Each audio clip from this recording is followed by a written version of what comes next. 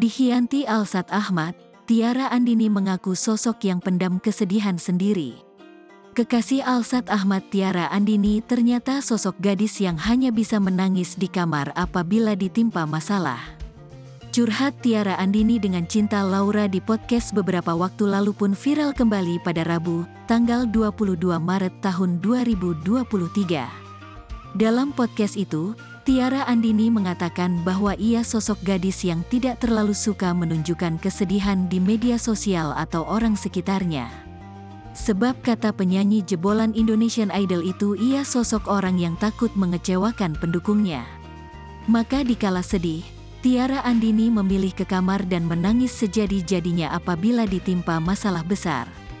Pokoknya bantal guling selimut itu jadi saksi bisu aku buat nuangin kekesalan aku, ujarnya kepada Cinta Laura. Sehingga setiap sedih, Tiara Andini memilih memendam semua itu dan tidak menunjukkannya di media sosial. Diketahui baru-baru ini viral surat sidang perceraian kekasih Tiara Andini, Alsat Ahmad dengan mantan kekasihnya Nisa Ashifa. Mirisnya, dalam surat perceraian itu, Alsat Ahmad menikah dengan Nisa Ashifa saat masih berstatus sebagai kekasih Tiara Andini.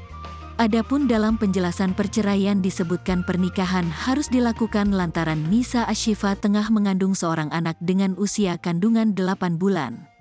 Netizen pun langsung berempati terhadap Tiara Andini lantaran dibohongi mentah-mentah oleh Alsat Ahmad. Hingga saat ini baik Tiara Andini dan Alsat Ahmad belum mengklarifikasi berita tersebut.